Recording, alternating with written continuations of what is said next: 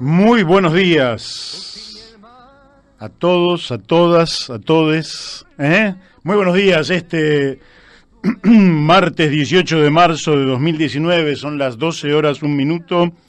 La temperatura, ya se las voy a decir, pero está cálido, 28 grados de temperatura aquí en el Palomar, Morón, Gran Buenos Aires, oeste del Gran Buenos Aires. Desde Radio La Luna, AM 1140, estamos transmitiendo para toda la zona de influencia por aire y también para todo el país a través de las aplicaciones y de internet. Y además también lo estamos haciendo por Radio Fénix 92.1 MHz allí en Corrientes. Buenos días, Corrientes. Y también en Radio La Paquita FM 88.9 Uspallata, Mendoza. Buenos días, Mendoza. Y bueno, y para todos los que nos están escuchando, que nos mandaron saludos, reciban un fuerte abrazo y el mejor deseo de que tengan todos una muy buena tarde de lunes, que empieza prácticamente ahora. Bueno, la semana pasada yo no estuve, me fui 6 días, que fueron todas mis vacaciones. No son muchas, ¿no? Me fui a Villa Gesell, precioso, Qué lindo, qué linda que es nuestra costa. Cómo me gusta realmente, cómo me gusta y cómo disfruto estar allí, Así que me pasé 6 días, de los cuales fui con temores por el tiempo. El clima parecía, según el pronóstico, que iba a haber más lluvias de las que realmente hubo. La verdad que estuvo bombón, el tiempo espectacular, la playa divina. Y pasamos con mi señora Laura unos días muy muy lindos, con quien convivimos desde hace ya 30 y pico de años largos, muy largos, o sea 35 años hace que convivimos, y la verdad que, bueno, seguimos ahí enamorados, después de tanto tiempo. Y bueno, también recibimos amigos allí, en fin, unos días bárbaros. Y ahora se me fue Daniel de Abrantes, que espero que nos esté escuchando, que él también se fue a la costa, pero se fue un poquito más al sur, se fue a Mar del Plata. Nada original lo nuestro, pero realmente, bueno, son días de descanso, de desenchufe, que vienen muy bien, a pesar de que participamos también desde la costa, haciendo nuestra columna semanal. La semana pasada, bajo la influencia de la elección de Neuquén, ¿verdad? Donde, bueno, se dieron las circunstancias que se dieron, ya lo hemos analizado con una mirada desde aquí y otra mirada desde Neuquén. Bueno, ¿cuál es el tema del día? ¿De qué hablar hoy? Bueno, habló el presidente. Me parece que cuando habla el presidente,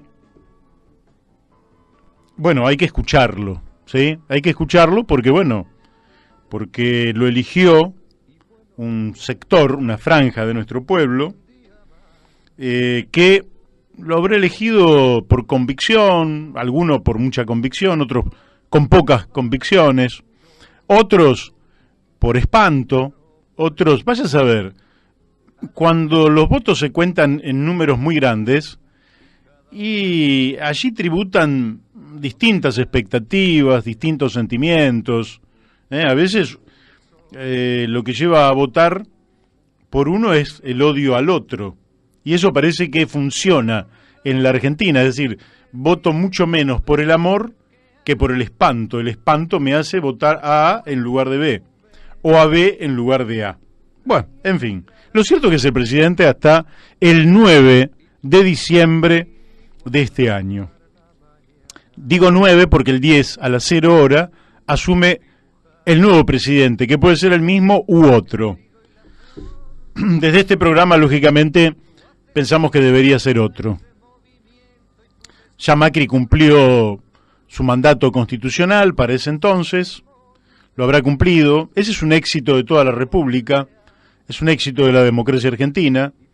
La paciencia que ha tenido este pueblo ha sido extraordinaria, magnífica, elogiable. Y bueno, realmente con muchísima paciencia democrática, se ha soportado un gobierno que algunos lo quieren pintar de un color del cual no goza el gobierno. Algunos lo quieren pintar de color de rosa, y este es un gobierno amarillo. Y el amarillo tiene que ver con algo que se marchita, y ya realmente este es un gobierno marchito. Y el presidente dejó, digamos, algunas frases que impactaron. Una de las frases que impactaron tiene que ver con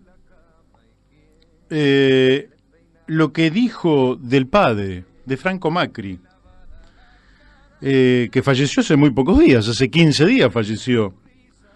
Y el tipo dijo que el padre participó de una red extorsiva del kirchnerismo. Dijo que es un delito lo que hizo mi padre. Él era parte de un sistema extorsivo del kirchnerismo en el que para trabajar había que pagar. Bueno, a mí me parece que esto merece varias observaciones. Primero, que como hijo no estaba obligado a denunciar que el padre había delinquido. Creo que es una de los tributos buenos que tiene el garantismo en la Argentina, que un hijo no tenga que acusar al padre y que un padre no tenga que acusar al hijo, ¿verdad? No tiene el deber. Podría haberse callado. Ahora, que el padre había delinquido lo sabíamos todos. No del kirchnerismo, había delinquido durante toda la etapa de la dictadura. Y que Mauricio no solo fue testigo de todos los años en los cuales el macrismo y el grupo SOCMA creció de manera exponencial. Ese era uno de los grupos que yo hace muchos años decía, si usted observa que la tasa de crecimiento de un grupo económico argentino es superior a la tasa de crecimiento de un grupo económico de Japón, no es porque el grupo económico de aquí es más eficiente, sino porque es más chorro, porque le chupa de la teta del Estado, porque formaron parte de la patria contratista, porque tomaron deuda en el exterior y después se la pasaron a la sociedad argentina. Entonces así cualquiera crece. Yo tomo un crédito, tomo $1 millón de crédito y después digo al Estado, no, pague lo que lo pague la sociedad argentina, yo me quedo con el $1 millón. Esto hizo el grupo Macri. Y Mauricio no es ajeno a todo eso. Por eso me sorprendió a mí que dijera que el padre había delinquido. Pero además diciendo cosas que no corresponden. Porque si para trabajar había que delinquir, no había que trabajar, así de sencillo, o había que denunciarlo. Pero si no se animaba a denunciarlo, no había que trabajar.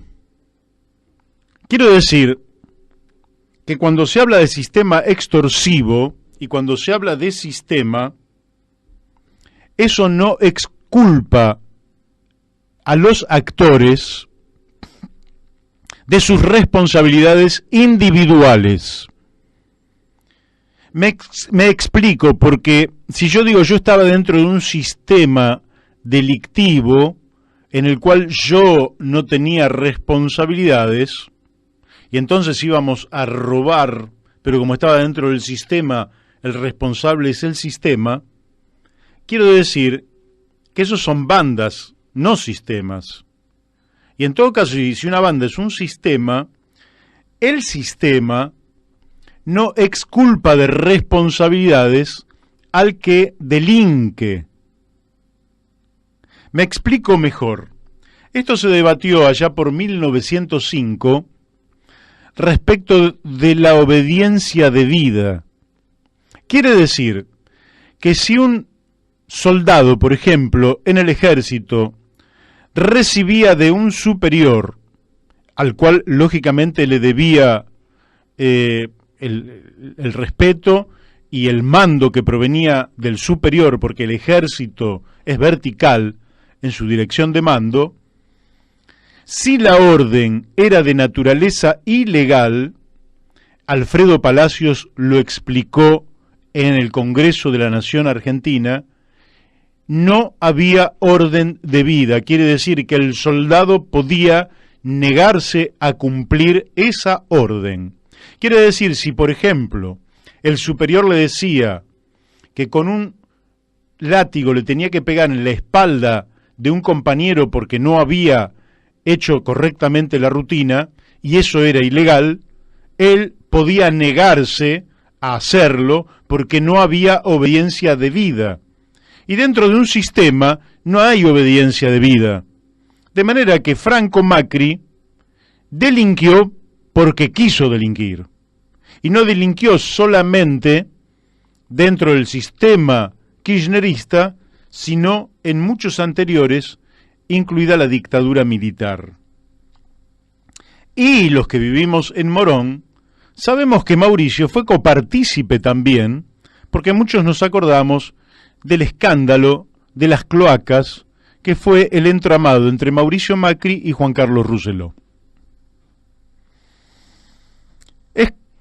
No quiero castigar a nadie, ni tomármelas con el presidente de la Nación, pero lo dijo él, y lo dijo en un programa que tuvo una audiencia y una repercusión, porque hoy está en todos los diarios de la Argentina, está en todas las radios, están en la televisión. Entonces no podía dejar de hacer mención, porque en última instancia parece como que, bueno, lo tuvo que hacer para dar trabajo, es decir, es una víctima. No, es un victimario. Y con eso ganaban fortunas. Y esas fortunas que en general se fugaron al exterior, por eso el escándalo también de los Panama Papers, ¿verdad? Porque esa guita mala vida que provenía del pueblo argentino se fugaba al exterior.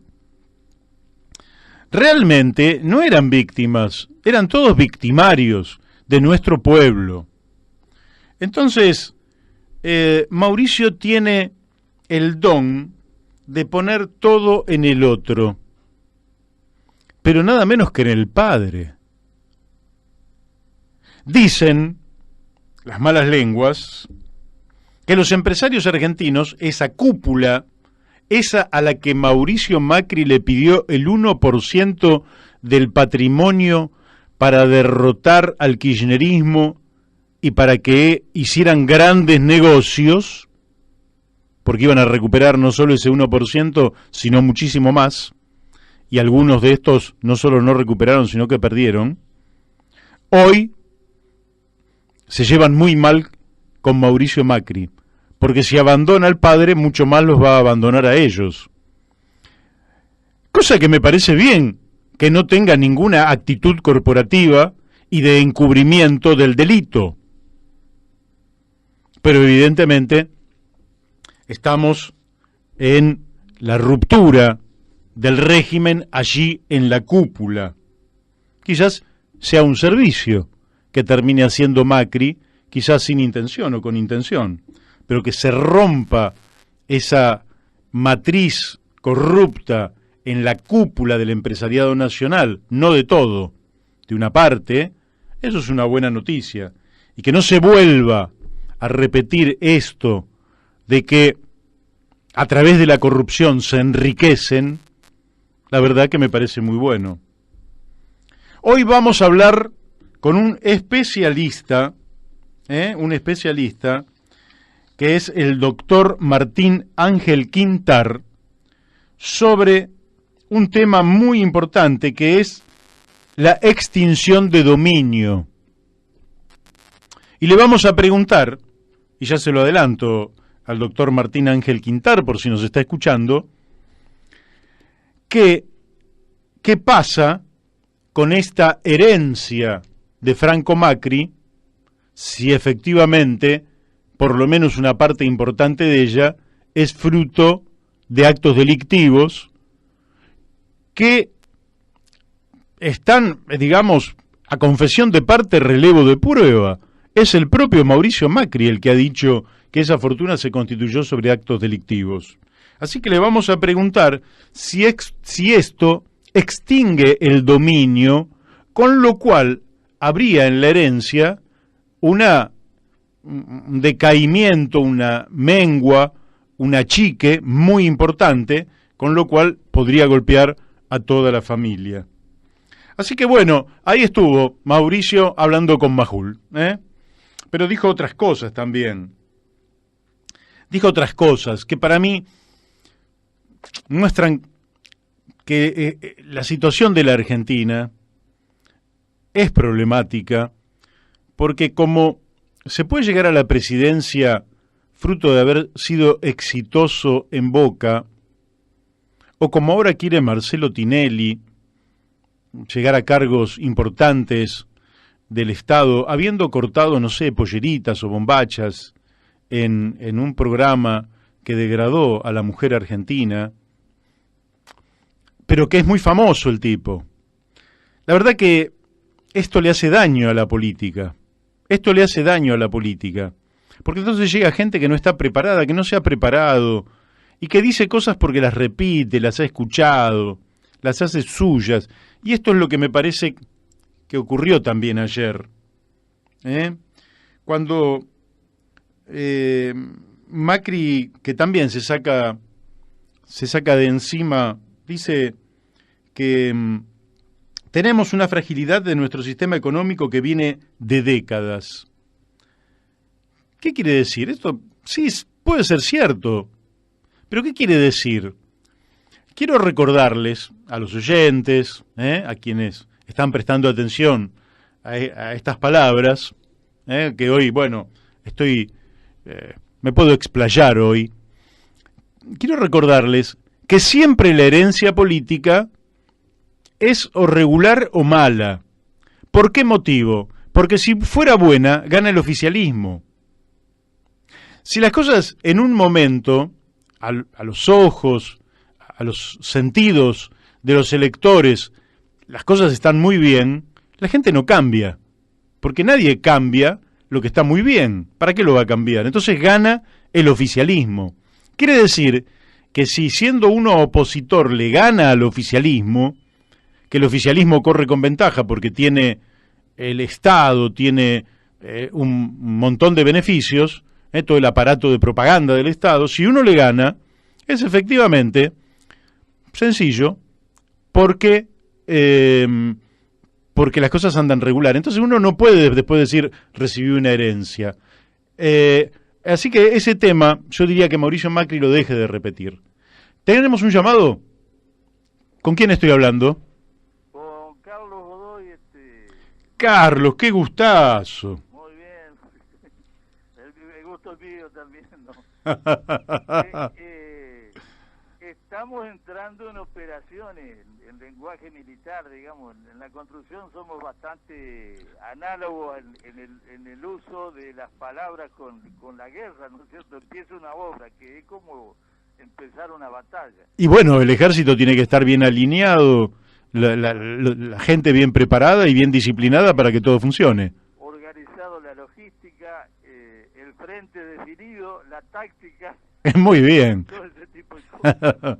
¿Dónde es esa obra? Estamos hablando, vamos a decirle a los oyentes que se puedan estar sumando a la audiencia de La Brújula, aquí por Radio La Luna, AM1140, que estamos hablando con Carlos Alberto Godoy, de Paraná, Entre Ríos, hombre de extensa militancia política, pero además empresario, y empresario de la construcción, y de eso nos estaba hablando. ¿Dónde es la obra, Carlos? Es en una zona, trabajamos en zonas que son de la producción agrícola, en caminos de tierra. Ajá. En caminos de tierra hacemos hormigón, obras de hormigón, obras de arte, se dice, ¿no es cierto?, en una vieja expresión de la construcción, porque realmente son obras complejas, pequeñas obras, pero complejas, porque hay que vencer arroyos, que nuestros arroyos, los arroyos de Entre Ríos, por las pendientes del terreno de la provincia, ¿no es cierto?,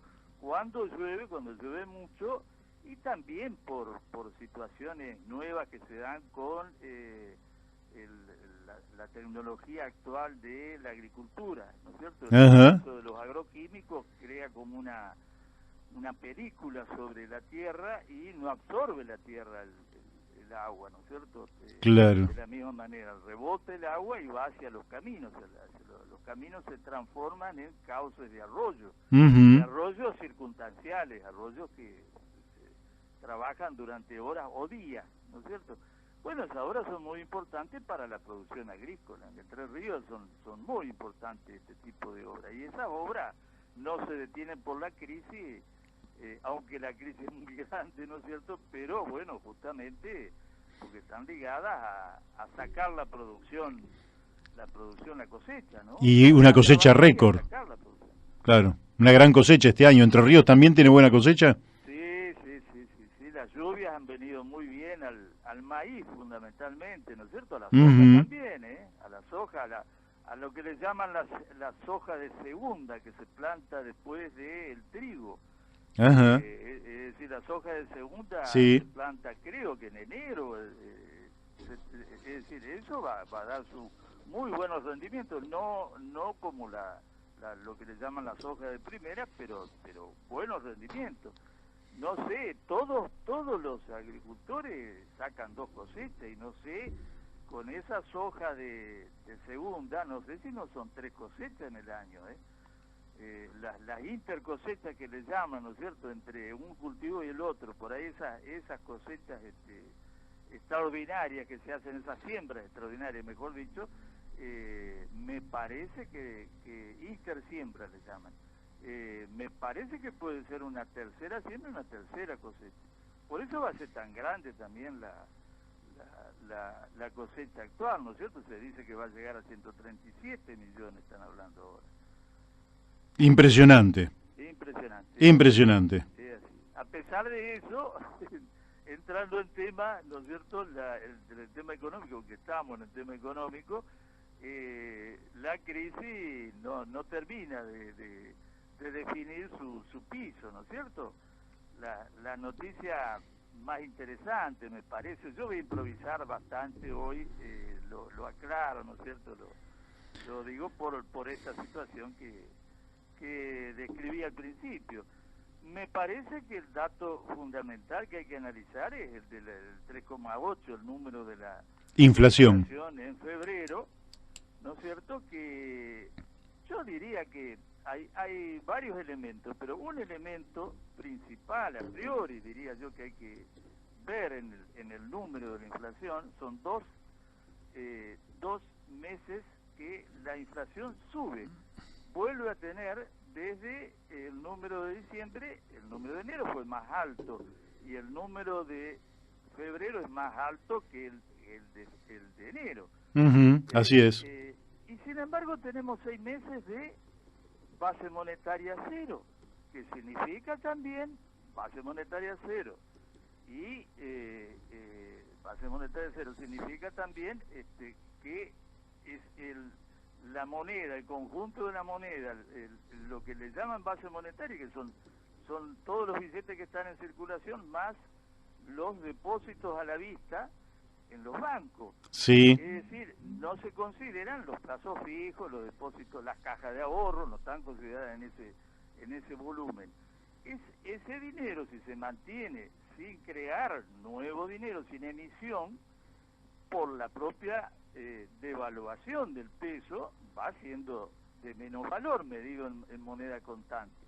Sin embargo, la inflación no se ha parado. Eso es muy importante porque la comprobación empírica que no es verdad, es una gran mentira que se le trata de meter al pueblo, de que la emisión es la única causa de la inflación.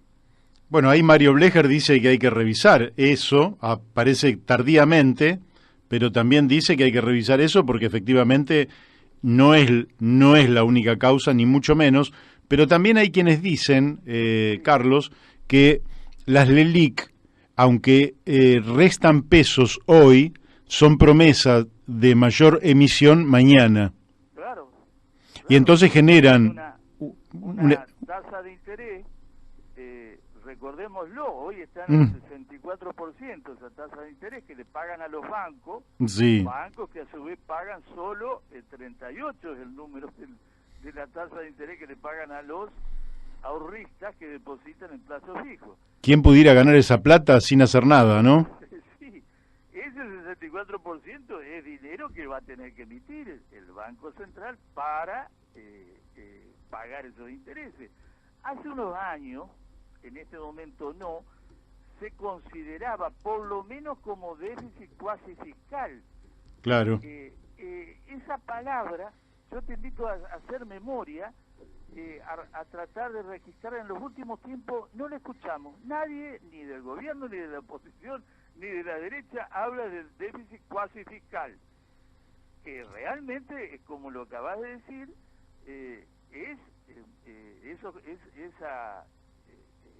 esos compromisos que adquiere el Banco Central al vender letras, comprar dinero, ¿no es cierto?, con esa tasa de interés, significa de que van a tener que emitir para pagar esos intereses. Así es. Ese tema del que estamos hablando, las altas tasas de interés, es el otro elemento con el que nos decía Sanleri, ¿no es cierto?, y Dufomne, el gobierno en su parte económica, no decían que iban a frenar la inflación. Le salió bien en los primeros meses, la inflación más o menos por la recesión. Lo que sí provocaron es una gran recesión, una gran crisis, ¿no es cierto? Ninguno de los dos elementos tiene efecto sobre la inflación. Entonces, deben convencerse, y debemos convencernos nosotros, que no es la única causa de la inflación, ni la principal, la emisión de dinero. La principal es fundamentalmente la acción de los formadores de precios, dentro de los cuales el gobierno es uno de los formadores, el Estado, administrado por este gobierno que toma decisiones de tarifa. Así es. En febrero, estamos analizando el 3,8 de febrero, los servicios aumentaron el 6,4%. Es un componente esencial de este 3,8. Y los alimentos y bebidas sin alcohol aumentaron el 5,7. Claro. ¿Qué tiene que ser?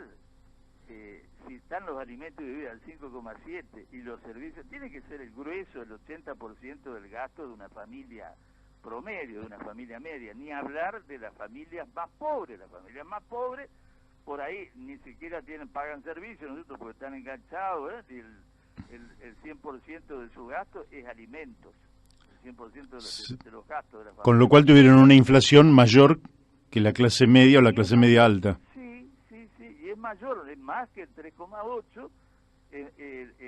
La inflación anual no es el 51, en alimentos es mayor, 3-4 puntos más. Bueno, lo sabemos también porque el grueso de los alimentos, las materias primas son commodities, son exportables, son productos que se exportan y se manejan de acuerdo al dólar. Nosotros tenemos los alimentos ligados al dólar directamente, los servicios, la energía, prácticamente todo está ligado al dólar. Te digo algunos números de la composición del este 3,8 para ver la diferencia. Lo que le sigue como los ítems que le siguen, ¿no es cierto?, como importantes serían las bebidas alcohólicas, el 2,2%, el equipamiento, el 2,8%, ropa y calzado el 1%, recreación el 1,7% y, no me entiendo la letra, comunicaciones 1,1%. Es decir, el grueso está en servicios y alimentos y bebidas. Y a mí me parecía importante darte esta idea de que, le falló hay una comprobación empírica, una comprobación en la realidad material de que ese discurso del neoliberalismo y del discurso de derecha, de la economía, de que la inflación está ligada directamente a la emisión y al financiamiento por el Banco Central del déficit del Tesoro, es un gran error, no es así. Venimos con 6 meses, entramos en el 7º mes de base monetaria cero, de muy altas tasas de interés, con una recesión muy grande, donde se supone que los comerciantes tienen que vender sus stock, las industrias tienen que vender sus stock, las fábricas de automóviles tienen que buscar promociones para poder vender autos, motos, las casas de artefactos del hogar. Sin embargo, lo que la gente no puede dejar de comprar, que son alimentos, y no puede dejar de usar los servicios, no puede dejar de usar el transporte para ir a trabajar, eso tiene las tasas de interés que estamos leyendo, ¿no es cierto? Entonces, hay que tener una visión del tema de la inflación más compleja, más política también, ¿no es cierto? Y bueno, basar medidas en una discusión con los sectores sociales, con los sindicatos y con los industriales, con los formadores de los precios. Así es, escúchame, mirá, te voy a dar un par de datos porque estábamos hablando del presidente. El presidente tiene uno de los grandes problemas que tenemos es que el presidente, que no estaba preparado para ser presidente de la nación argentina, tiene ideas demasiado sencillas, demasiado primarias para una realidad compleja como la Argentina. Viste que hay países donde la palabra inflación prácticamente ni la conocen, pero nosotros sí estamos muy familiarizados con esa palabra y es el tema central que preocupa a los argentinos y sobre lo que estás hablando vos. Pero él dice anoche con Majul que no tenemos moneda porque tenemos inflación. Son cosas muy simples. Y después dijo que íbamos camino a Venezuela, cosa que es muy ridículo, pero fíjate vos, esto que estamos hablando son dos afirmaciones que están unidas en el mismo discurso de Macri, en la misma respuesta, pero yo quiero diferenciarlas, porque él dice, no tenemos moneda porque tenemos inflación. Y después dice que íbamos camino a Venezuela. Te informo que según datos macro, que es una referencia hoy, donde aumentó la tasa de referencia del Banco Central de Venezuela, que es altísima, es del 22,58% en Venezuela. Casi 3 veces menos, que es altísima, pero es casi 3 veces menos. Cuando nos quiere asustar de que íbamos a Venezuela, cosa que es, por otra parte, una cosa que yo digo, un presidente no lo debería decir, porque nosotros nunca iríamos a Venezuela como no podríamos ir ni ser Estados Unidos, ni Sudáfrica, ni el Congo. Nosotros somos Argentina, ¿verdad? Y esa cosa de la propaganda, de las ideas sencillas, cuando tiene que abordar una realidad compleja, la falta de sofisticación del pensamiento del presidente nos lleva a la ruina y a creerle a Duhovne, que es otro primitivo que piensa exactamente esto que vos estás diciendo, que efectivamente en la realidad no ocurre, que es que porque vos tengas emisión cero como tenemos desde hace tiempo, la inflación sigue su curso porque hay inflación de costos, porque hay inflación de puja distributiva, porque hay reacomodamientos de precios y aunque algunos tengan que eliminar stock para financiarse, efectivamente eso no alcanza para parar la inflación, que además quiero que te voy a comentar esto y quiero que vos lo desarrolles. Acá hay una gran contradicción, porque si los precios van a aumentar, como se dice, más del 30% este año, pero la emisión de circulante se va a detener, la recesión va a ser brutal. Es así. Yo creo que los números que nosotros hemos venido viendo en las conversaciones anteriores, lo que buscan, hablar de las paradas de la industria, de cuál es el porcentaje de ocupación de la industria, hablar de las tasas de interés, de cómo crece la recaudación en relación a los gastos. La recaudación crece menos que la inflación. Están dudando de que puedan llegar al déficit cero en este año, ¿no es cierto? Aunque tendrán sus perdones. Crece al 48 y la inflación al 51. Crece menos, entonces eso en términos reales es menos dinero. Pero los gastos en estos 2 meses lo han subido al 29%. No sé si ha observado de que se anunció en febrero un segundo mes de superávit fiscal. Es decir, Sí. están consiguiendo esas cosas, ¿no es cierto? Pero el resultado de frenar la inflación no se consigue, y lo que sí han conseguido es una recesión muy grande. Yo te agregaría que es interesante ver opiniones de los mismos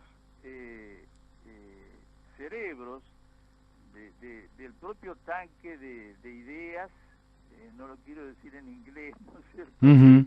El mismo Macri, por ejemplo, el que fue presidente del Banco de la Nación, ¿cómo se llama este economista muy conocido? Sturzenegger. No, el del Banco Nación. Ah, no, Javier González Fraga. A Melconian. Que está actualmente. Melconian. No me sale el apellido. Bueno, ese hombre lo dijo ayer. Un hombre que usaba el pelo muy largo. Melconian. Melconian. Bueno, Melconian le llama, lo viene definiendo así al plan del FMI, el plan Picapiedra. Uh-huh. Sí. El mismo Melconian le dice a Macri el plan Picapiedra. Sí, consiguen ciertas cosas, van a conseguir a partir de junio detener la inflación, ¿sí? pero están destruyendo la industria, están destruyendo la economía. Y te quiero llevar a algo muy interesante que dice Broda, otro viejo economista de derecha, un viejo economista, no se puede decir que sean opiniones de izquierda. Así es. Broda nos da una información, más que una opinión, muy interesante. Es muy difícil manejar la cuestión financiera, es muy difícil manejar el mercado cambiario, aún con las herramientas que están usando, ¿no es cierto?, cuando los propios bancos que manejan la masa de depósitos de Argentina, ¿no es cierto?, actúan en contra de la economía nacional y su objetivo solamente es ganar, aprovechar la crisis para ganar. Broda nos informa, no como denuncia, sino dentro de una conferencia, y yo lo leí por ahí en alguna información muy confidencial, no en los grandes diarios, lo tengo que haber leído en algún informe especial. Broda dice que en enero los bancos vendieron 1.800 millones de dólares, cuando el dólar estaba debajo de la banda de no intervención, cuando estaba alrededor de los 37, 38 pesos, para lograr de que las tasas subieran y incorporarse a la masa de depósitos en pesos argentinos, los bancos vendieron dólares. Eso fue lo que ayudó a mantener el dólar durante enero y febrero en cierta posición que estaba abajo de la banda. Vendieron 1.800, y este es el dato más interesante. De esos 1.800, 1.500 vinieron de las propias centrales de sus bancos, de sus propias casas matrices. El resto eran depósitos que tenían en los bancos locales. Ajá. Con esto que quiero transmitir, ¿cuál es la idea que quiero mostrar? Es muy difícil manejar para el Banco Central, que en realidad está manejado por los mismos bancos, una situación donde los bancos no actúan en función de los intereses de la economía de Argentina. Y cuando, como lo hemos dicho desde siempre, ¿no es cierto?, una gran parte de los dueños del capital, de los dueños del dinero en Argentina, no están preocupados por dónde invertir, no están preocupados por diseñar un proyecto de nación, ayudar a recrear un plan estratégico, sino por hacer negocios rápidos, negocios financieros. El grueso de los dineros que están depositados recuerdo que son más de 4 billones, eso significa que hay más de 100.000 millones depositados en los bancos nacionales.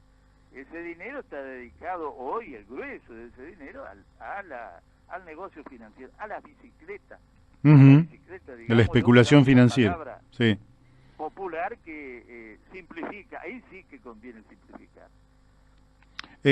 Sí, es así. Carlos, esto tiene, por otro lado, una enorme repercusión sobre la pobreza, que incrementó, según los datos del Observatorio de la Deuda Social de la Universidad Católica Argentina, en el tercer trimestre de 2018, llevó a 13.600.000 personas bajo la línea de pobreza, y había heredado el gobierno el 29% y estaba en el tercer trimestre en el 33,6%. Quiere decir que eso seguramente para el cuarto trimestre del año pasado y la próxima medición va a dar un incremento muy significativo que superará el 35%, quizás supere los 14, 15 millones de argentinos por debajo de la línea de pobreza. Por supuesto, dentro de esta situación de crisis que hay, bueno, lo que uno tiene que imaginar es justamente mucho mayor pobreza, y una pobreza que va a pasar a ser cada vez más estructural, más que es lo que en el fondo sí están buscando y no lo dicen, ¿no es cierto? Rebajar el nivel de vida de los sectores de ingresos fijos, incluidos los jubilados, ¿no es cierto? Así es. Eso es real. Y transformar la Argentina, o seguir una transformación que viene desde Martínez Dios, donde seremos productores de energía, el petróleo y el gas de Vaca Muerta, ese tipo de cosas, los minerales de la cordillera, y poroto de soja para los chanchos chinos, ¿no es cierto? Y bueno, y para de contar, ¿no? Bueno, eso es muy importante lo que estás diciendo, porque esto muestra que el plan básicamente era un no pobreza cero, sino un hundimiento del ingreso de los argentinos.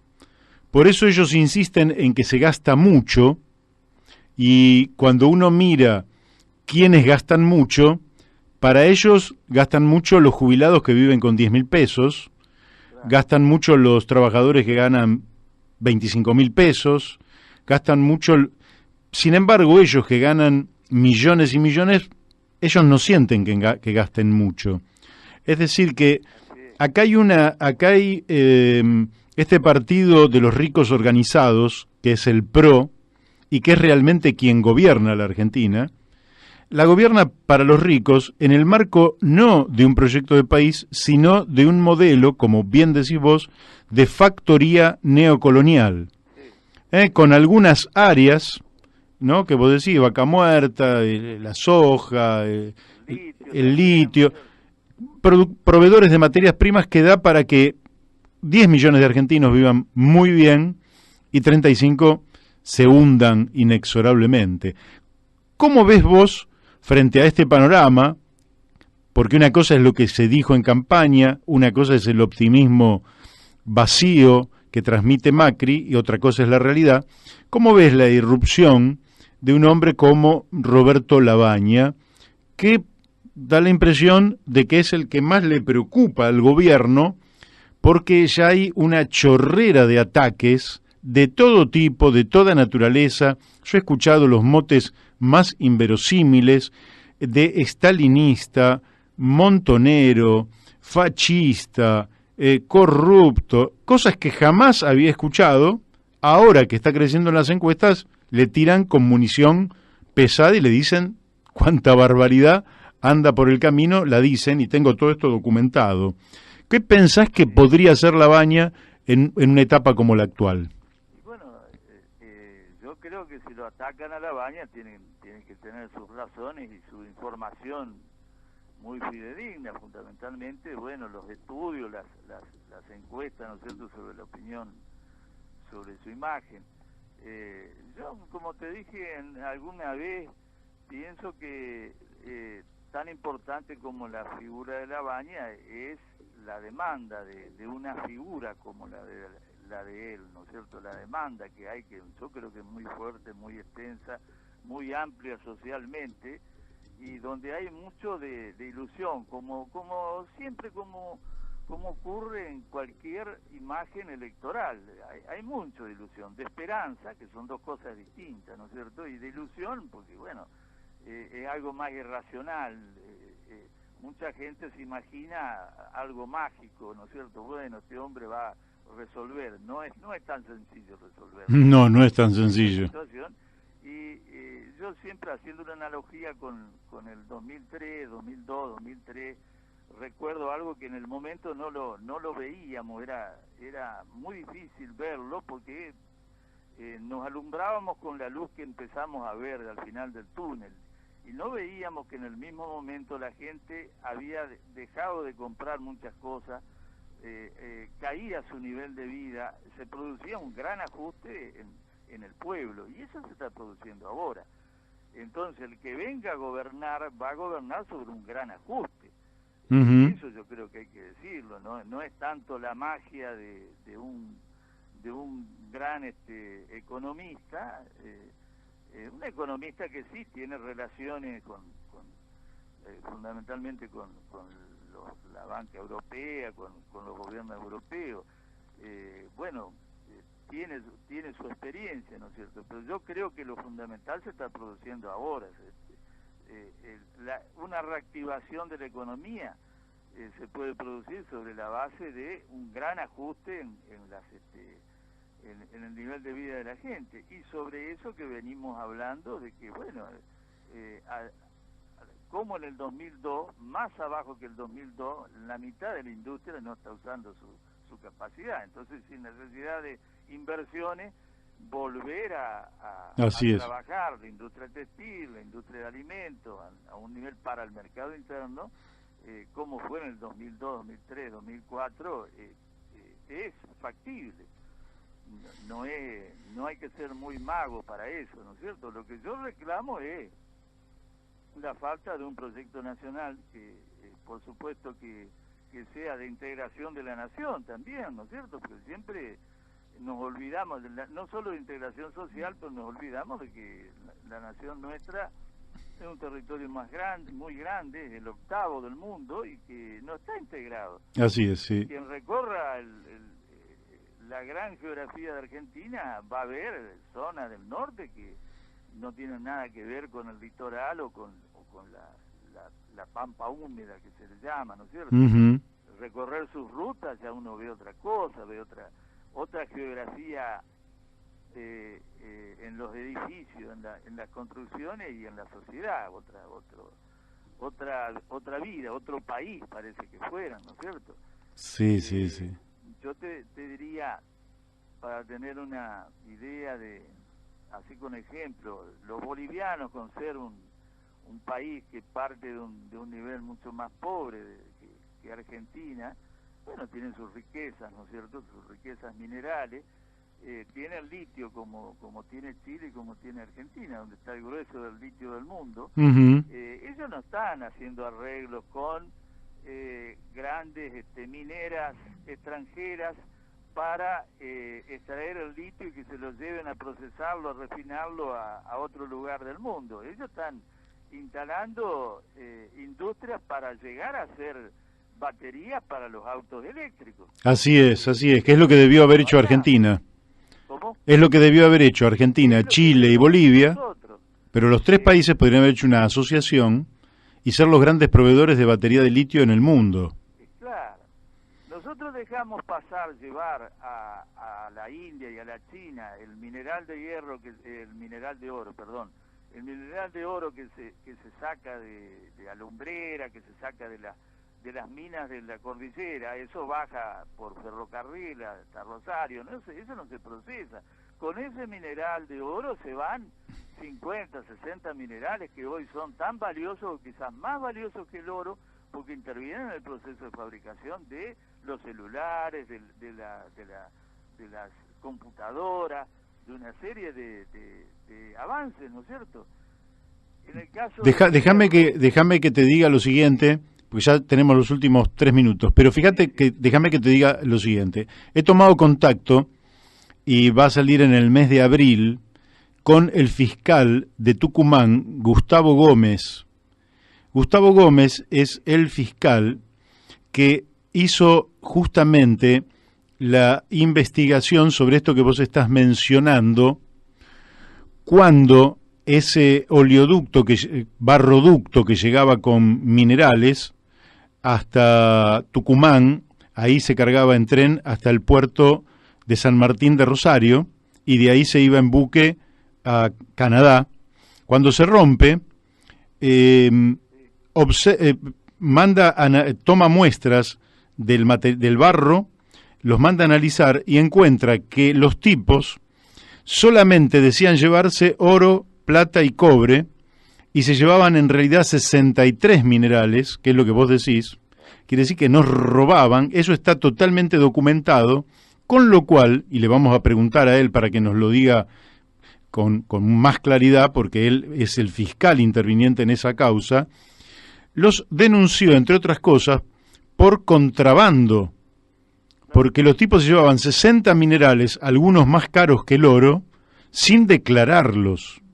Esto para que los que nos están escuchando sepan que seguimos siendo un país de saqueo, con las venas abiertas, como decía Eduardo Galeano, y que el gran drama que tenemos es que la dirigencia política tendría que saber que hay que coagular eso, que hay que cerrar esa sangría y que con esa riqueza hay que desarrollar el país, sigue todavía, lamentablemente, con una mentalidad colonial, sirviendo a ideas que son ajenas al interés de la inmensa mayoría de los argentinos.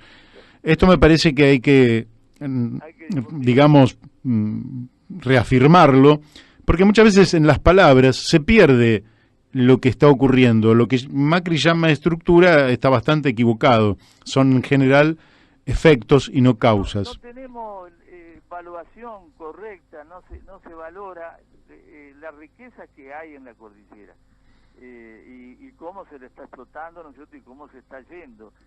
Yo te quería comentar dos cosas.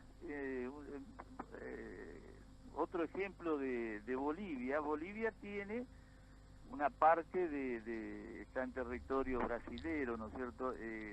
Son las reservas, las minas más grandes a cielo abierto de hierro. Uh-huh. Pueden abastecer el consumo de hierro por, no es exageración, por mucho más de 100 años. Las reservas más grandes de hierro están en lo que se llama el Mutún.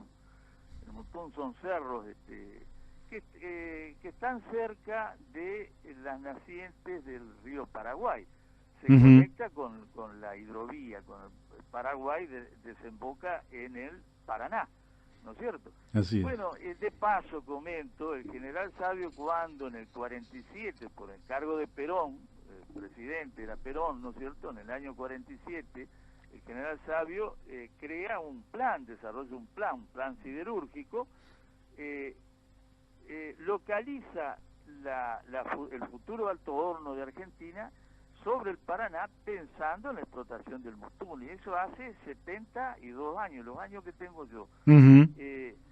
Nunca, muy poco mineral vino directamente del Mutún, siempre el mineral vino durante muchos años por el mar desde Brasil. Claro. Mirá la vuelta que se da, ¿no es cierto? Bueno, hoy los brasileros que tienen un consumo, tengo el número porque lo leí hace poco, tengo el número en la memoria, tienen un consumo de 400.000 toneladas anuales, fundamentalmente para la industria de la construcción, ¿no es cierto? Sí. Para la construcción. Bueno, pensá qué contradicción que tengan los bolivianos la mayor reserva de hierro del mundo, uh-huh. Y tengan que importar 400.000 toneladas de hierro para sus construcciones. Bueno, ahora lo van a producir.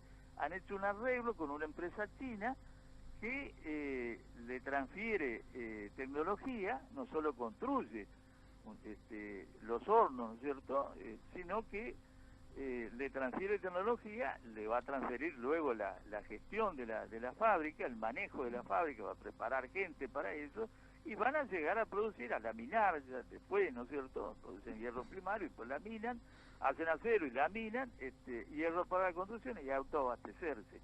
Esa es la Bolivia que están intentando que nosotros la asimilemos a la situación de Venezuela, ¿no es cierto?, pero esta es una república que, además de las particularidades que tiene, ¿no es cierto?, en el respeto a sus naciones originarias, tiene un proyecto de nación de desarrollar sus industrias en base a las materias primas que tiene. Así es. Bueno, Carlos, te tengo que agradecer porque ahora tenemos que ir a la tanda. Y bueno, y te espero el lunes que viene, para seguir tratando este tema que tanto nos aflige, que es el tema de la economía en el país, de la coyuntura, parte la hablaste con el tema de la inflación, y también las cuestiones estructurales que también brillan por su ausencia de parte de la élite gobernante en la Argentina. Muy bien, un abrazo, Mario. Gracias, Carlos, por el llamado. Hemos hablado con Carlos Alberto Godoy, vamos a la tanda de la radio. Bueno, seguimos aquí en La Brújula, por Radio La Luna AM 1140, y estamos intentando tomar contacto con el doctor Martín Ángel Quintar. Doctor Martín, ¿cómo le va? ¿Qué tal? ¿Cómo le va, Mario? Un gusto grande. ¿Cómo están ustedes? Muy bien, muy bien. Y lógicamente que la consulta de hoy, que tenemos tiempo porque se habla mucho del tema de la extinción de dominio, y la verdad es que no hay mucha claridad sobre qué se trata esto. Y bueno, yo le querría hacer varias preguntas, pero me gustaría en principio que nos dijera de qué se trata la extinción de dominio antes de entrar, digamos, en temas más particulares. Bueno, me parece muy oportuna la aclaración, porque uno de los defectos que tiene este instituto es que muchas veces se habla sin haber profundizado el tema. No lo digo de mala onda, como dirían los chicos. Lo que pasa es que muchos lo tienen atado al proceso penal, y como una consecuencia del proceso penal, el decomiso. Yo creo que lo mejor que podría hacer, por ejemplo, ir explicándolo, por ejemplo, ¿qué es lo que significa la extinción de dominio? La extinción de dominio significa quitar los bienes a aquellas personas que la adquirieron en virtud de un hecho ilícito. Con ello se trata de atacar la línea de flotación de todo el delito organizado, porque en la medida en que empiezan a circular los activos, se potencia y va produciendo un efecto mucho más devastador en la sociedad, y más que todo en la fe pública, en el orden público. Digamos, la corrupción en este caso es el efecto. Claro. ¿Cómo viene esto? Esto viene impuesto por el ordenamiento internacional.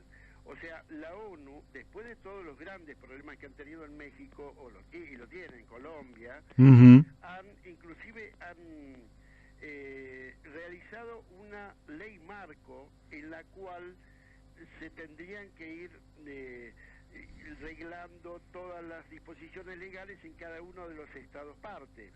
De allí que, pese a que nosotros hemos estudiado esta norma, y tiene muy buenos principios, les falta un poquito de afinarlo, porque también esto es del año 2011, en cuanto a la regularización legal, a la reglamentación legal.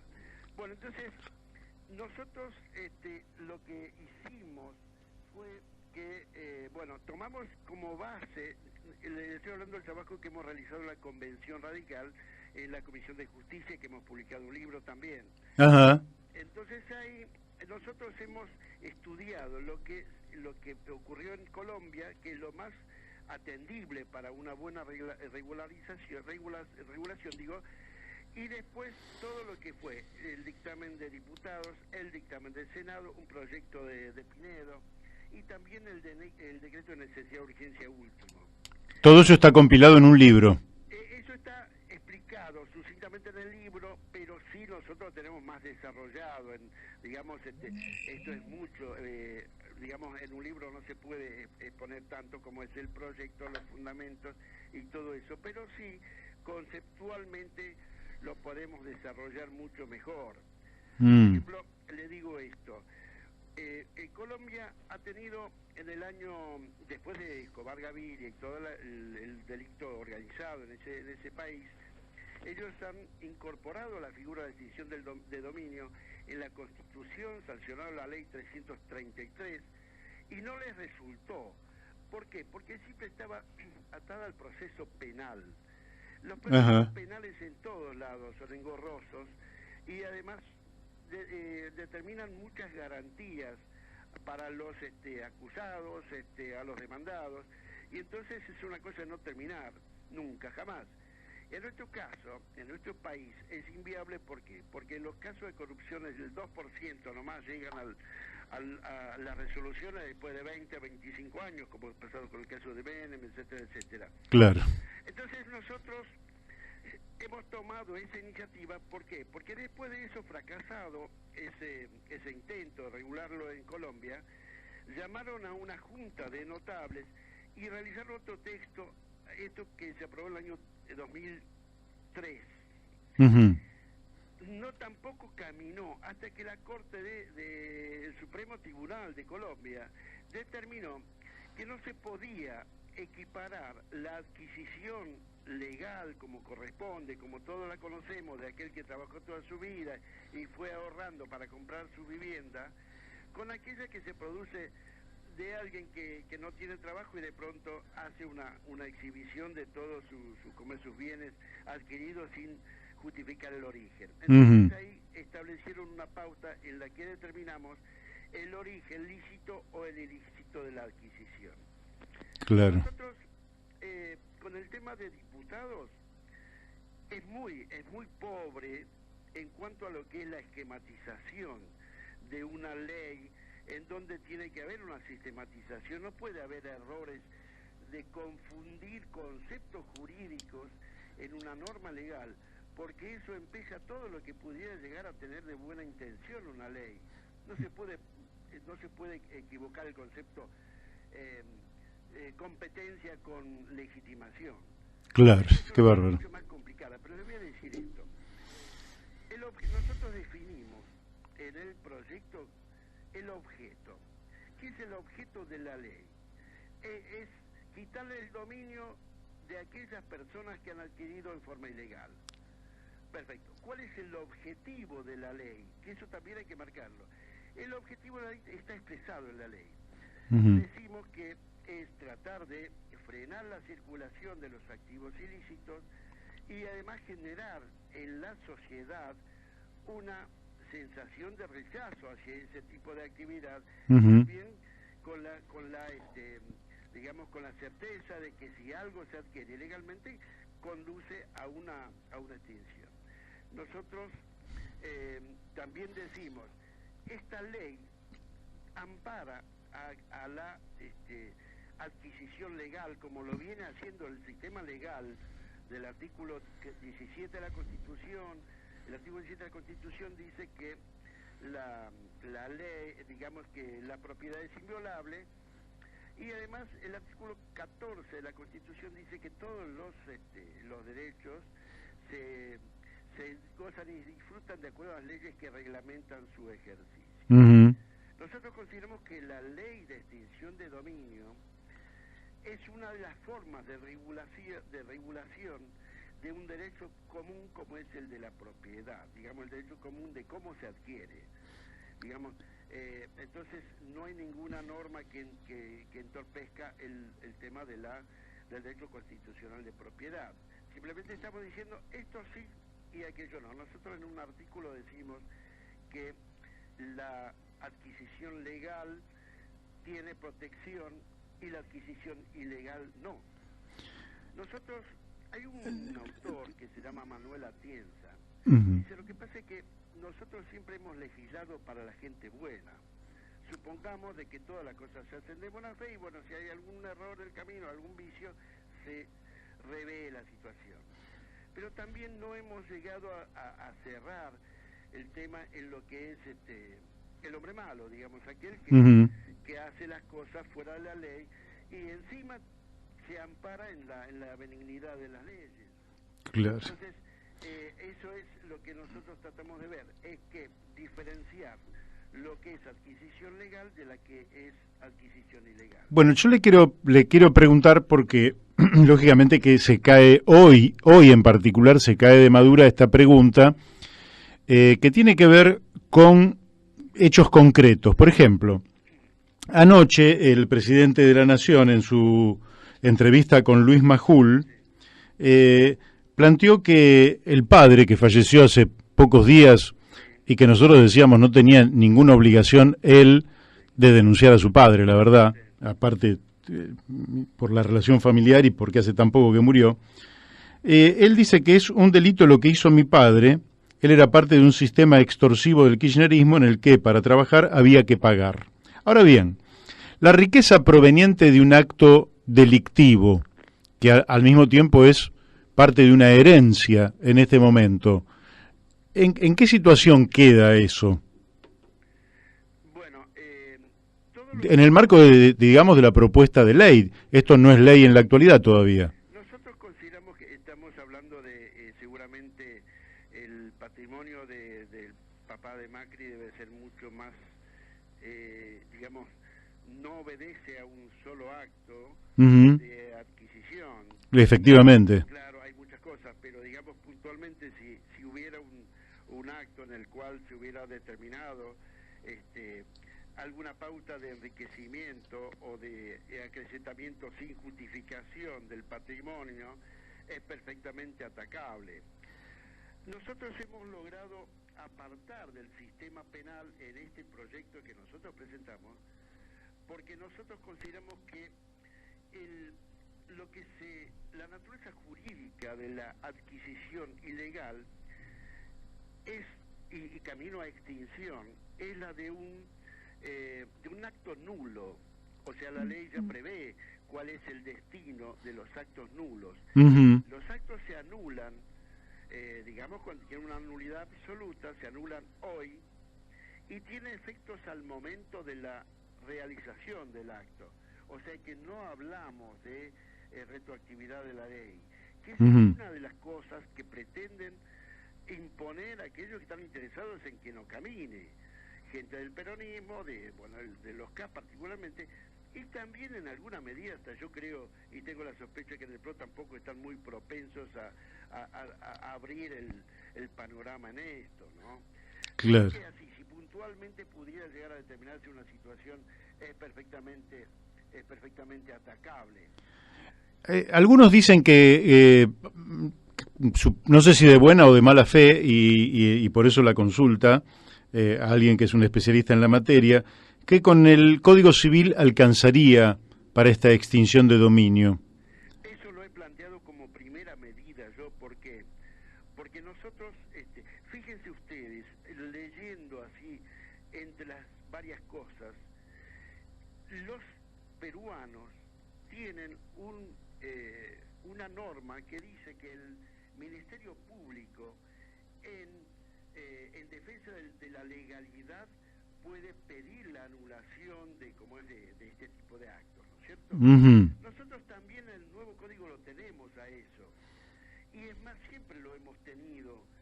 ¿Por qué? Porque, digamos, está concebido en el viejo 953 del código anterior, en el abuso de derecho, en el enriquecimiento ilícito, etcétera, etcétera. Son instituciones que se regularon pensando en que tenía que primar la buena fe, el orden público, etcétera, etcétera.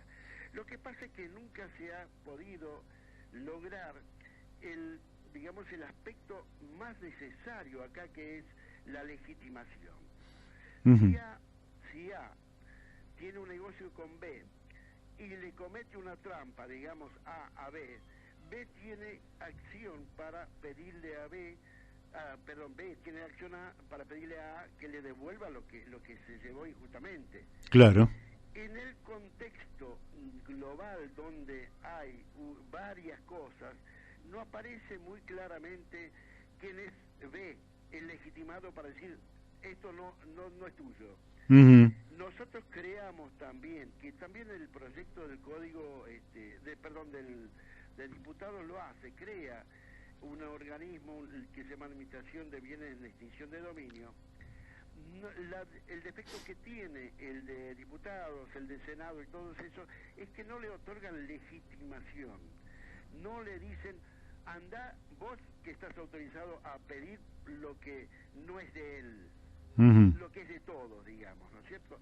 Y entonces en ese caso nosotros hemos empoderado al organismo para ir a buscar los bienes en condición de extinguirse, digamos, dominialmente, ¿no? Sí, sí. Entonces, de esa manera, nosotros avanzamos en la legitimación, cosa que no avanzan los otros. Lo dejan librado al fiscal. Cuando hablamos del fiscal de la causa penal, y ahí nosotros tenemos un camino sin salida. ¿Por qué? Porque todo vuelve a la causa penal. El decreto de necesidad y urgencia de Macri, uno de los defectos grandes que tiene, sí, le vamos a ir a quitar por la acción civil, etcétera, etcétera, todos aquellos bienes que sean resultado de los siguientes delitos. Ahí estamos empantanados. ¿Por qué? Porque claro, uno le puede imputar un delito sin demostrarlo. Demostrar la extinción del delito, después la imputabilidad que tiene esa persona en ese tipo de delitos. O sea que estamos peor que antes. Claro. Entonces lo que nosotros proponemos son dos vías. Son todas dos vías. Acá todo dentro del proceso civil. No modificamos ninguna ley, ningún código ni nada. Nosotros decimos, para demostrar la ilicitud del acto vamos a hacer funcionar dos instituciones procesales, que son la acción declarativa de certeza, que es la del artículo 322 del Código Procesal Civil y Comercial, y las diligencias preliminares. Esto nos sirven, son acciones declarativas para decir si hay o no ilicitud. Comprobar la ilicitud del acto, que ahí necesitamos el enganche, digamos, como para demandar lo otro, la nulidad, ahí procede la acción de nulidad.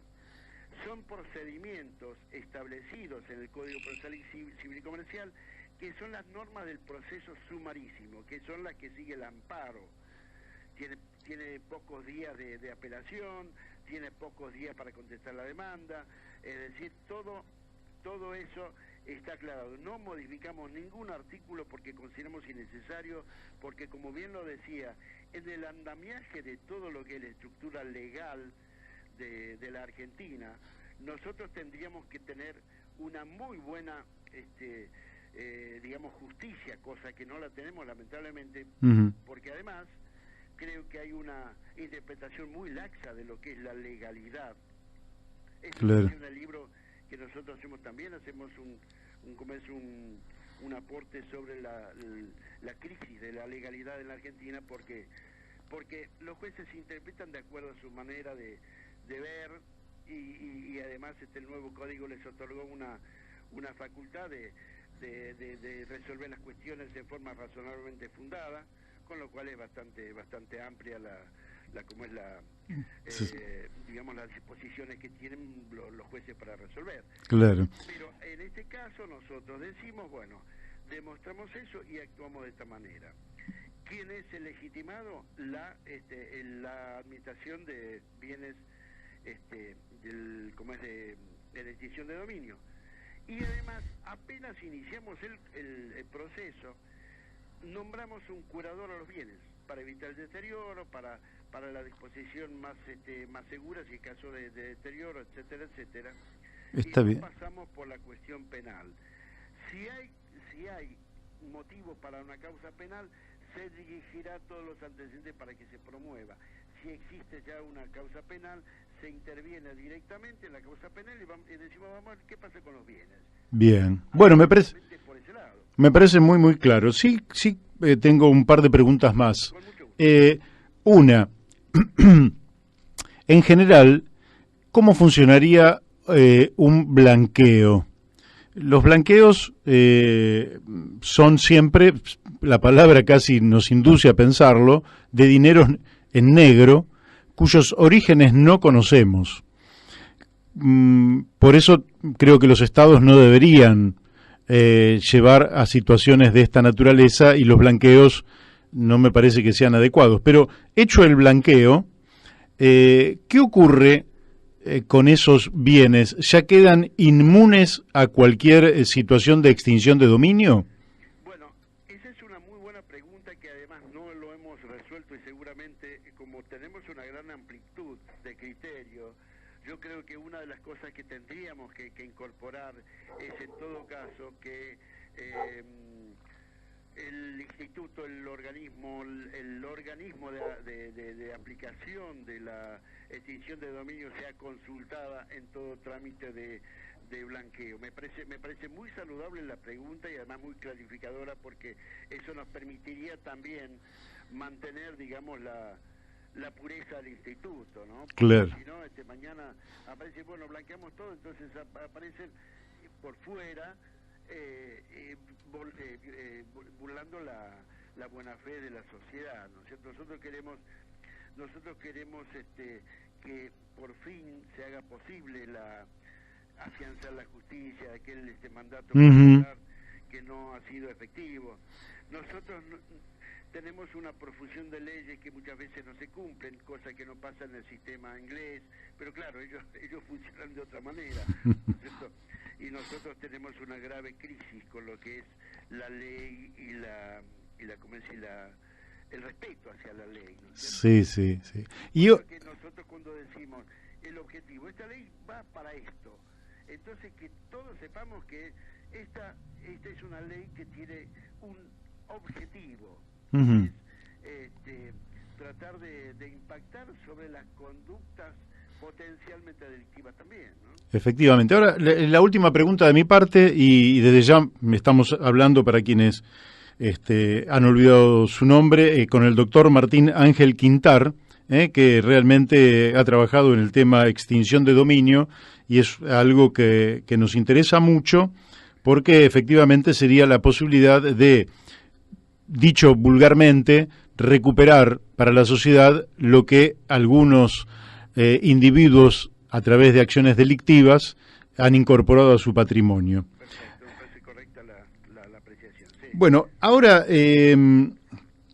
la pregunta es la siguiente. Vamos a suponer que el Estado recupera, puede ser cualquier bien, puede ser un automóvil, puede ser un yate, puede ser una vivienda, puede ser... Ahora, ¿qué hace luego con esto? Es decir, ¿lo asigna arbitrariamente, digamos, a otra función, o esto va a remate y ese dinero público va al Tesoro de la Nación, lógicamente, para el presupuesto siguiente, por decirlo de alguna manera? ¿Qué es lo que se hace con esos bienes una vez que el Estado recupera el dominio sobre los mismos?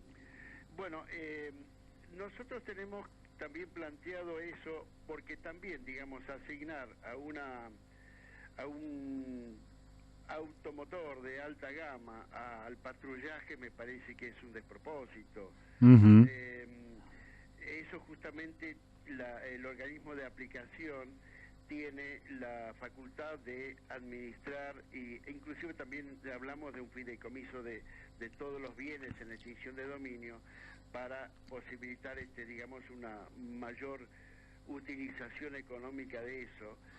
¿Por qué? Porque también en la medida en que sea exitosa la gestión patrimonial del instituto, eso se va conduciendo a determinados ministerios, determinados organismos, como seguridad, como educación, etcétera, etcétera, de tal manera que no se dispone arbitrariamente, porque, digamos, si uno se dispone en una subasta, todos sabemos lo que pasa con la subasta de los bienes inmuebles, de los automotores.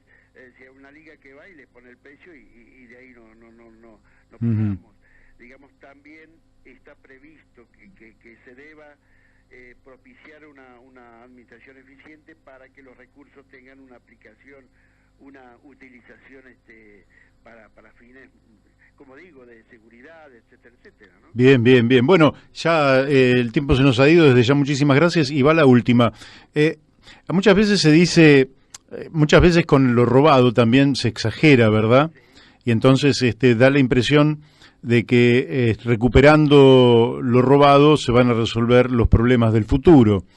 Y yo tengo la impresión de que esto tiene más que ver con algo todavía más importante y más profundo que los bienes materiales, que es la moralidad pública. ¿No piensa usted que lo que tenemos que recuperar en la Argentina justamente es la moralidad pública, la ética colectiva del principio de no robarás, no te quedarás con lo ajeno, no disfrutarás de aquello que no te lo ganaste con el sudor de tu frente, y que realmente esto serviría en esa dirección y sentido? Bueno, justamente una de las cuestiones, esto de determinar el objetivo de una ley, es tratar de decir, tratemos de cortar la circulación del delito, tratemos de organizarnos organizar una sociedad en donde la fe, la buena fe, el orden público, la cosa pública tenga algún tipo de significado para todos, porque a veces nosotros hemos perdido el enfoque de que todo lo que es público es de todos. Claro.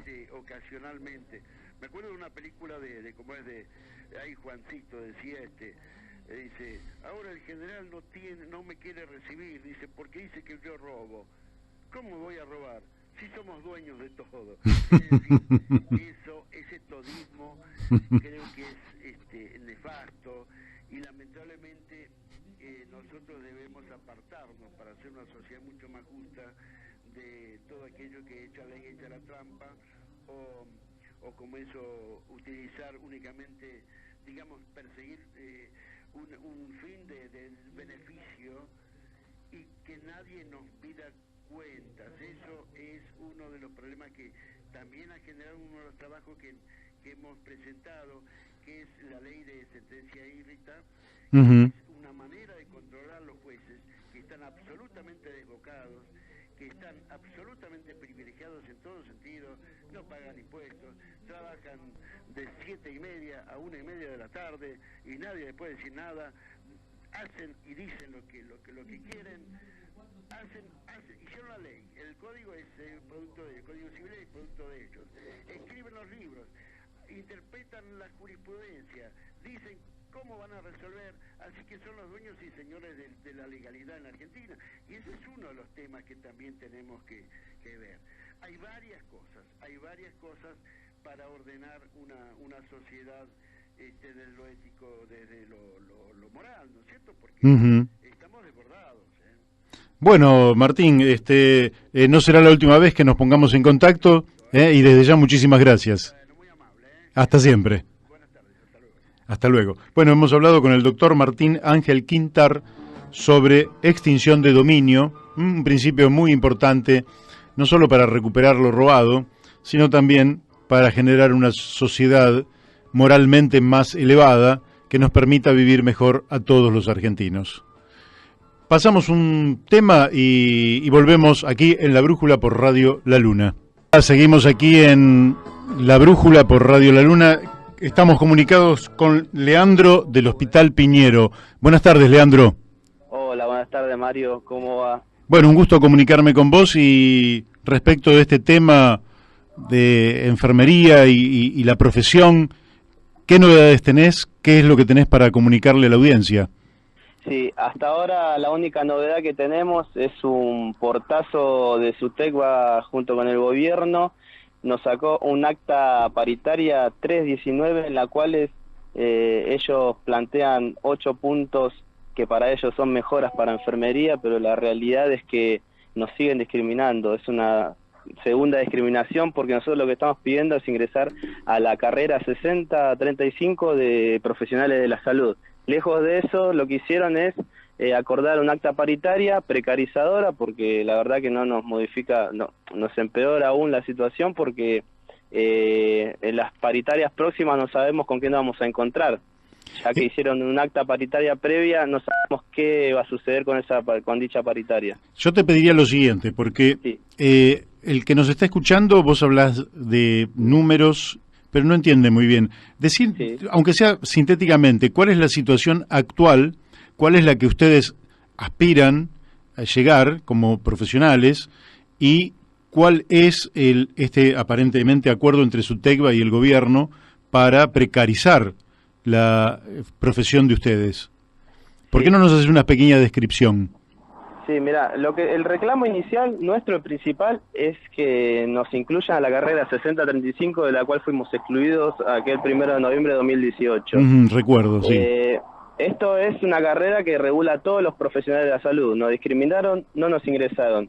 A raíz de los constantes reclamos nuestros como enfermeros independientes, autoconvocados, cansados de todos estos gremios que nos traicionan, de atrás de marchas, reclamos, scratches a la reta en persona. Bueno, lo único que nos da el gremio de SUTECBA y el gobierno de la ciudad es un acuerdo paritario que son 8 puntos, 8 ítems. Entre uno de ellos, lo más importante, creo yo, lo más relevante son los 10 días por estrés, que no le ponen estrés, sino que descanso profesional, así lo nombran como descanso profesional. ¿Para qué? Para no reconocernos como una carrera insalubre.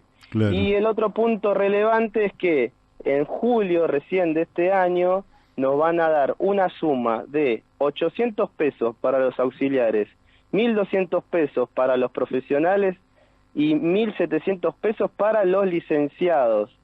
Es decir, una suma irrisoria que no nos soluciona nada y lejos de lo que nosotros queremos, que es ingresar a la carrera, que sabemos que ingresando a la carrera profesional, nuestro piso salarial se elevaría a 10.000, de 10.000 a 15.000 pesos más estimativamente. Bien, perfecto. ¿Y cuánto está ganando hoy un enfermero que recién se inicia? Un enfermero acá en el gobierno de la ciudad, tenemos el sueldo básico de 22.000 pesos. Claro, muy bajito. Debajo de la línea de la pobreza. Sí, claro. De la canasta básica. Con eso no podés mantener una familia. Y, no, imagínate que no. ¿Y ustedes qué están haciendo en este momento, qué están propiciando para poder dar vuelta a esto? Ya decís que el diálogo con Rodríguez Larreta se ha vuelto difícil. Sí, directamente no nos contesta con esta acta paritaria que no nos resuelve nada, directamente no nos tuvo en cuenta para el diálogo, que ellos siempre fomentan el diálogo, pero nunca se sentó a dialogar con nosotros y no hay ninguna respuesta concreta, únicamente es acta paritaria. Nosotros mañana, el día martes 19 a las 15 horas, como la Interhospitalaria, que es nuestra organización de enfermeros de base de todos los hospitales, nos vamos a reunir en el Hospital Durán a las 15 horas. Bien. Y ahí determinaremos los pasos a seguir, el plan de lucha, que creo yo que vamos a tener que hacer más énfasis en ir a salir a la calle, porque la verdad que la única forma que nosotros entendemos de que nos presten atención es eso, ir a la calle, ir de forma masiva, enfermeros, una marea, o el elefante blanco que se levantó aquel 21 de noviembre, tiene que seguir caminando por la ciudad y la ciudad va a temblar. Bien, bueno, Leandro, a mí me parece que está eso muy bien. Entonces mañana a las 15 horas en el Hospital Durán se reúnen y yo te diría que estos micrófonos quedan abiertos para, si quieren ustedes volver a salir el lunes con las conclusiones de la asamblea de mañana y las resoluciones en torno a cualquier movilización que hagan, estos micrófonos están abiertos para que ustedes lo puedan difundir y nosotros también desde el programa lo difundimos en nuestras redes. Bueno, muchísimas gracias. Entonces el lunes estaremos hablando de vuelta, comunicándoles a los oyentes sobre cómo sigue el conflicto que la verdad que en los hospitales se habla mucho, se debate mucho, sobre todo se instaló el debate en los office. Y yo quería acotar algo con respecto, ustedes saben que se acerca el 24 de marzo, el Día de la Memoria. Sí. Y acá en Argentina, a raíz de lo que pasó en la dictadura militar, y queríamos remarcar esto, que nosotros como enfermeros también tenemos 47 enfermeros desaparecidos, ¿sí? Esto también yo creo que es muy importante, que en el colectivo de enfermería se tiene que saber, y en la sociedad también, que el enfermero también fue desaparecido, así que sí. El 24 de marzo es una fecha muy importante para nosotros también. Bueno, me parece muy bien que los recuerdes a los 47 enfermeros desaparecidos, junto a todos los desaparecidos que hubo durante aquellos años trágicos, sí. Que todos tengan conciencia, ¿no?, de que aquello ocurrió. Acá estamos muy cerquita del Hospital Posadas, donde también tuvo desaparecidos. Y bueno, frente a una fecha tan inminente como la del domingo 24 de marzo, me parece muy bueno que lo recuerdes y que realmente no perdamos la memoria en ese sentido. Espero que esta lucha sea exitosa y bueno, seguiremos acompañándolos. Bueno, desde ya muchas gracias en nombre de la Interhospitalaria. Yo soy meramente un comunicador simplemente, así que en nombre de la Interhospitalaria les agradecemos un montón a ustedes y a todos los espacios que nos abren el micrófono para poder difundir nuestra lucha. Bueno, un fraternal abrazo y hasta el lunes. Hasta el lunes, muchas gracias. Chao, chao. Gracias. Bueno, hemos hablado con Leandro del Hospital Piñero, realmente una Argentina que siempre nos duele, ¿verdad? Porque en lugar de ir para adelante, parece que fuéramos para atrás. Y la importancia de un enfermero, cuando usted lleva a un familiar querido a un hospital, a una clínica, el factor más importante quizás es el enfermero, que además tiene conocimientos de medicina, lógicamente no es el médico ni lo reemplaza, pero es el que más contacto tiene con la persona que lo necesita, y esto es muy, muy importante. Bueno, esperemos que Rodríguez Larreta, que quiere ir por su reelección, pueda observar que es un acto de justicia dar satisfacción a estas demandas que tienen los enfermeros en la ciudad de Buenos Aires y que deberían tener su correlato en todo el país. Bueno, ya estamos entrando en los últimos momentos de nuestro programa. Hoy nos ha faltado otras voces que nos acompañan, pero material no nos falta para que nos comuniquemos, y le agradecemos a los que nos han llamado, con quienes nos hemos contactado, y sí me gustaría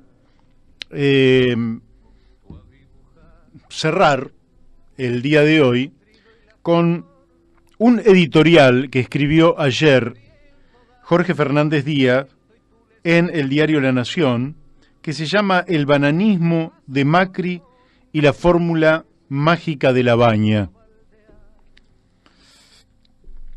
Esto es interesante porque hay algunas reflexiones que puede costar que por radio se puedan transmitir, pero voy a leerles un párrafo que Jorge Fernández Díaz le asigna a Juan José Sebrelli, el intelectual, el escritor Juan José Sebrelli, que le habría dicho a Mauricio Macri cuando hace poco tiempo atrás se reunieron en Olivos, en la quinta presidencial de Olivos. Allí Juan José Sebrelli, esto está encomillado por Jorge Fernández Díaz, le habría dicho lo siguiente: no le hagas caso a la gente, Mauricio. La gente ha demostrado a lo largo de nuestra historia ser delirante, retrógrada, voluble, impaciente, profundamente populista e irresponsable. Yo soy testigo ocular de los últimos 70 años de nuestras desgracias. Conozco muy bien la mentalidad que las produjo. Todo político democrático debe estar con la sociedad, pero nunca detrás de ella, siempre adelante.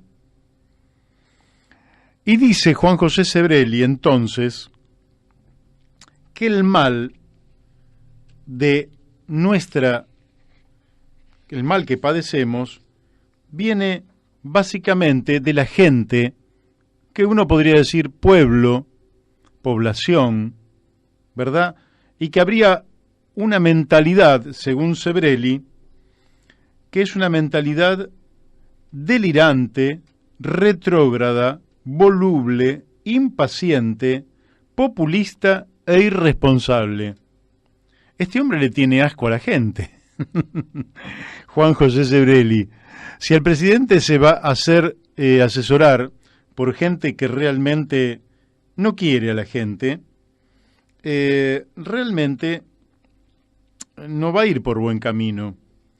Entonces, Jorge Fernández Díaz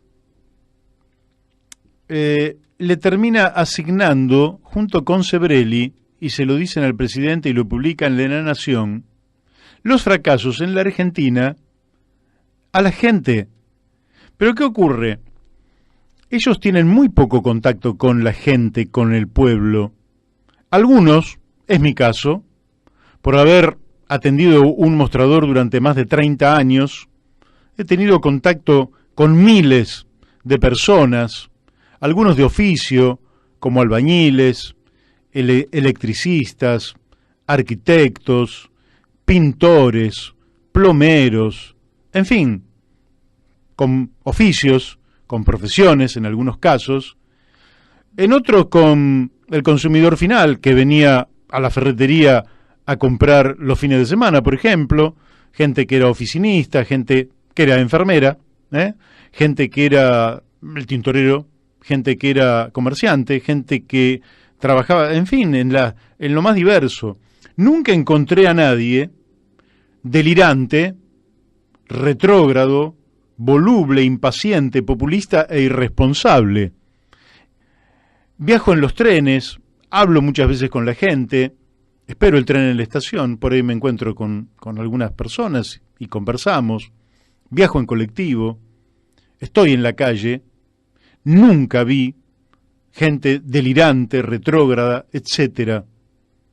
Este hombre y esta gente tendrá claro los millones de argentinos que se levantan todos los días sacrificadamente a trabajar, los cientos de miles que todos los días se suben a hora muy temprana a un colectivo para ir a la estación de trenes, subirse al Sarmiento o a otras líneas de otros lugares, llegar a las estaciones centrales, allí volver a utilizar otro transporte público para llegar al trabajo y después de 8, 9, 10 horas volver a sus casas.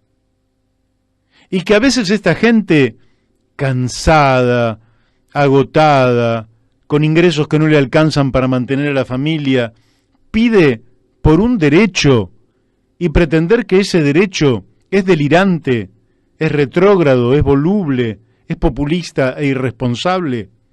¿Sabrán esta gente que vive en el lujo, que vive con ingresos enormes, que no tienen ninguna necesidad básica insatisfecha, las tienen todas archisatisfechas, que viajan al exterior cuando quieren, que se toman un avión para ir a Madrid cuando quieren, porque no tienen prácticamente limitaciones? ¿Sabrán que esta gente de la que hablan de esta manera es mucho más responsable que todos ellos juntos?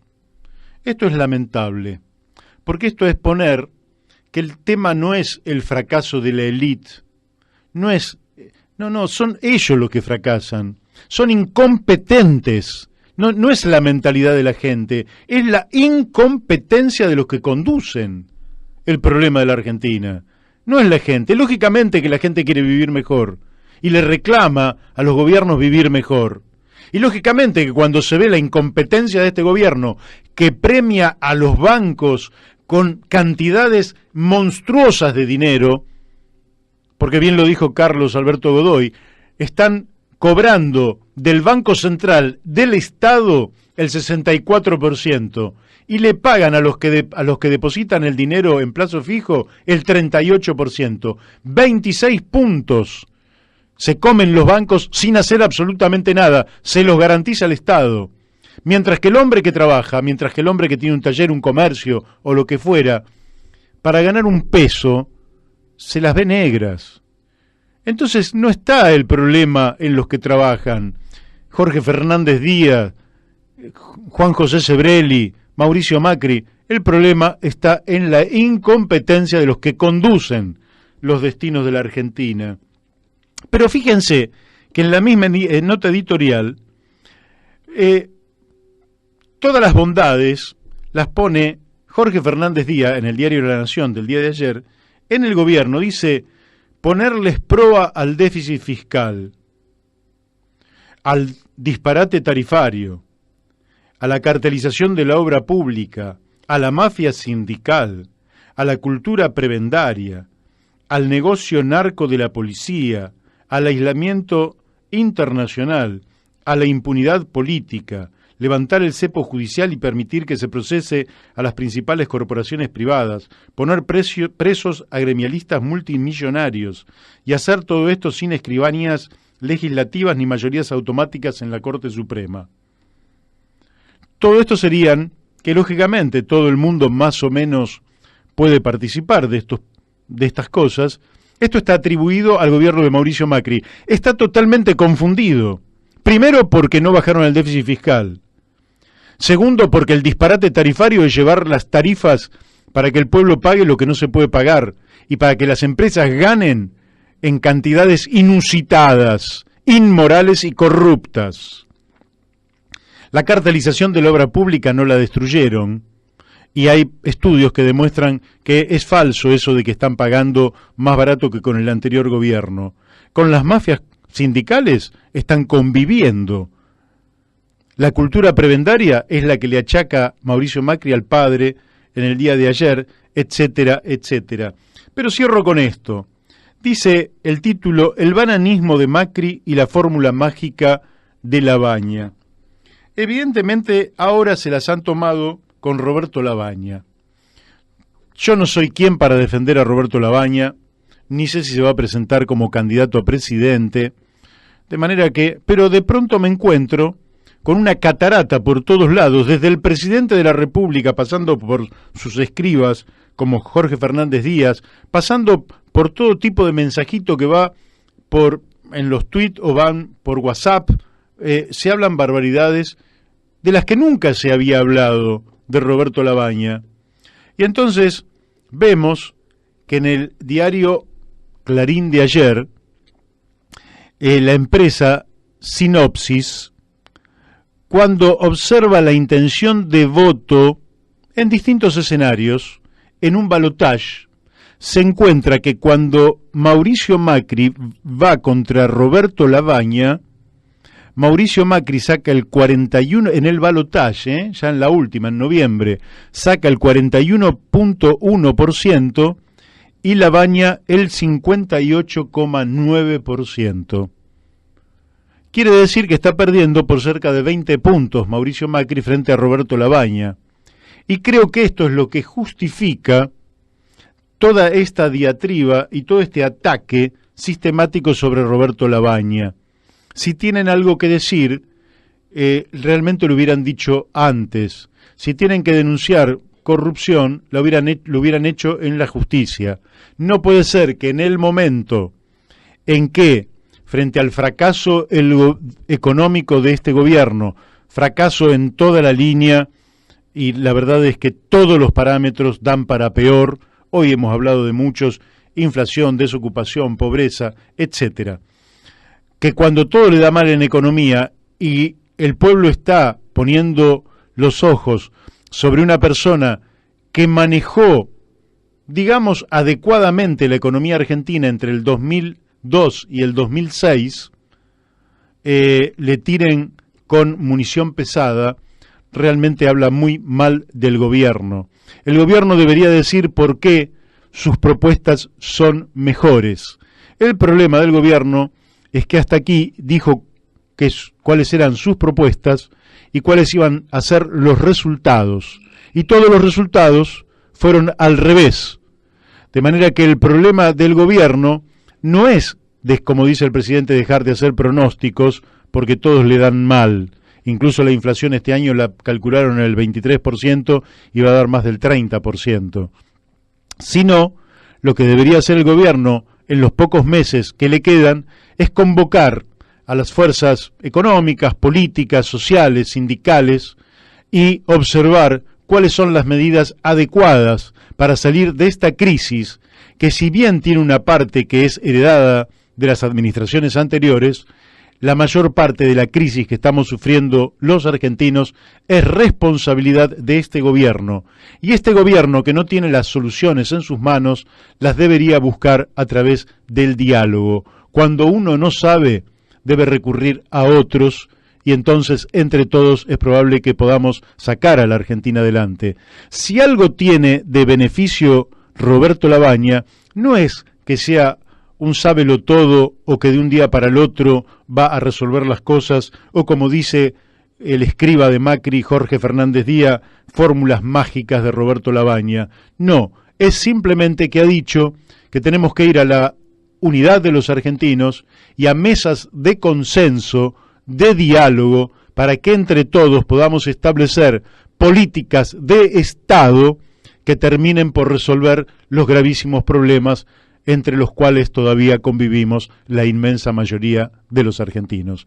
Queremos resolver esos problemas, tenemos voluntad de resolver esos problemas, tenemos propuestas, queremos ser escuchados, pero tenemos un gobierno que no dialoga con nadie y que encerrado sobre sí mismo, encerrado sobre sus propias verdades que se han demostrado falsas y atribuyéndole todos los problemas a otros, termina por encapsularse, aislarse, generar un microclima que lo conduce inexorablemente a una derrota electoral que ya muchos estamos deseando. De manera que hay esperanza, hay perspectiva y siempre el pueblo va a buscar una salida frente a estas encerronas. No existen los callejones sin salida. El pueblo siempre encuentra una puerta de esperanza con la cual avanzar hacia el futuro. Y con estas palabras, y siendo prácticamente las 14 horas, nos despedimos hasta mañana, martes a las 12 horas, aquí en Radio La Luna AM 1140, en nuestro programa de todos los días, La Brújula. Hasta mañana.